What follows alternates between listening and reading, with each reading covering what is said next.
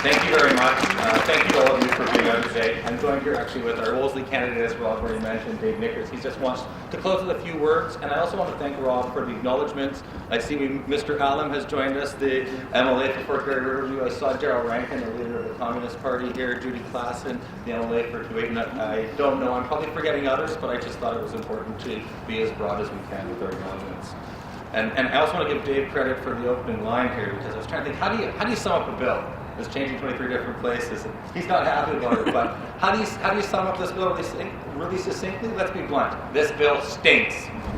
Bill 24 is being passed under the guise of being about reducing red tape and improving government efficiency, but it's not going to do neither. Instead, it's part of the conservative agenda that tells us that all regulation is bad. Quite frankly, that's false. What do we want, a black market economy? No, there's good and bad regulation, and we need to always be reviewing it, but we elect government to implement regulation to protect our waterways, to protect public health, to protect our planet. Instead, this bill is a pernicious attack on our environmental laws, on our waterways, on our protected areas, and on our public health. It's an attack on mandatory reporting with respect to the ecological areas, as well as reports for fisheries resources. Eric spoke a little bit to that. But basically what the Palliser government is saying, for us, government efficiency means let's not do our homework. If we have no data, there's no problem. It's an attack on public health.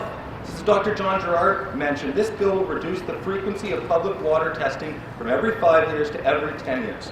Now let me ask you this. If this reduction in testing of public water sources results in a tragedy, such as the tragic outbreak of E. coli that occurred in Walkerton, Ontario in 2000, will the Palliser government have reduced red tape, or will they have blood on their hands for failing to protect the public water resources upon which all Manitobans rely?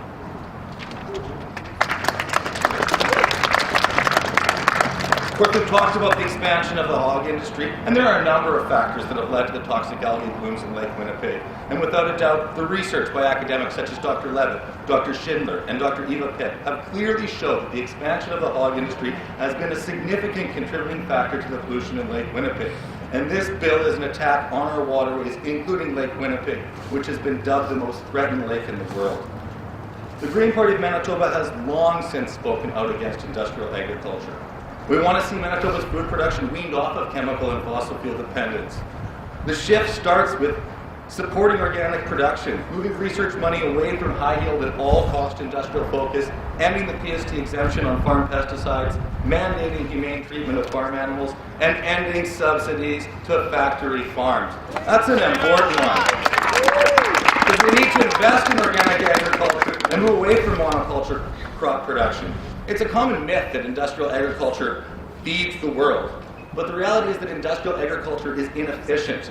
It uses more land, it uses more resources, it produces more greenhouse gas emissions. In fact, small-scale farm holdings, they're ones that use land much more efficiently. They use synergies, they integrate plant and animal agriculture together in more holistic and productive ways. And you know what they also do? They create more jobs. They produce more food per acre and create more jobs.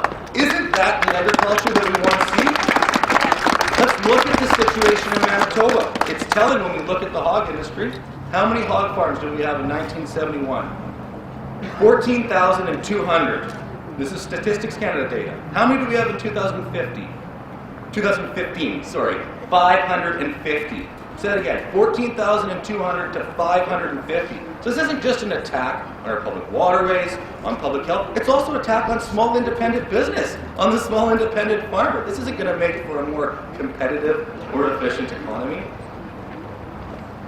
Now, for decades, quite frankly, successive PC and NDP governments have allowed industrial agriculture to slurp at the public trough with massive government subsidies.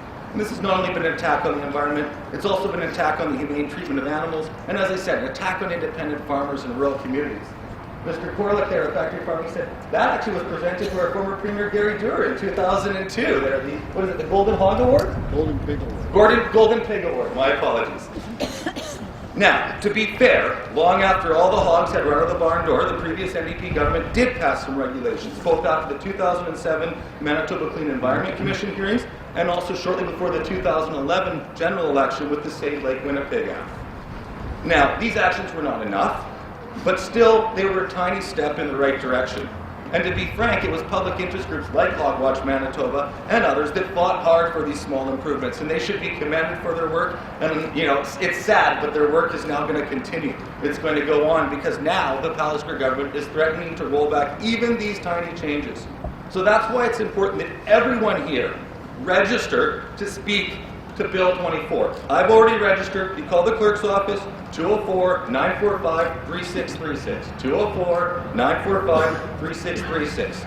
And what I want everyone to line up, because quite frankly, if this government's too lazy to do the work in terms of our ecological reserves, testing our water wells, well then let's at least force them to sit past midnight, several days in a row. Let's at least force them to do a little bit of work. And maybe, just maybe, they'll see the error of their ways.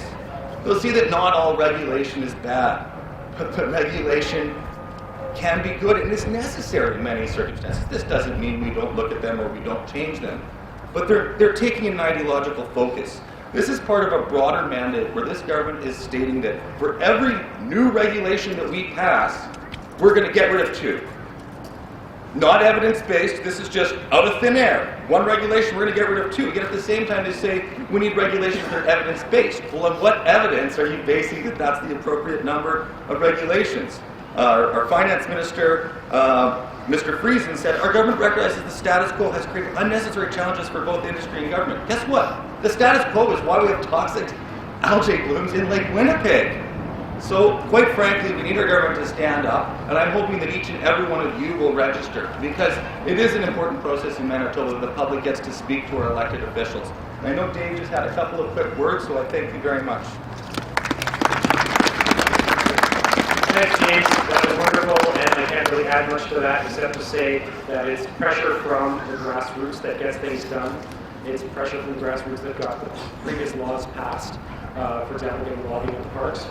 But it's up to each and every one of you. I want to remind you again, please come and speak to the bill.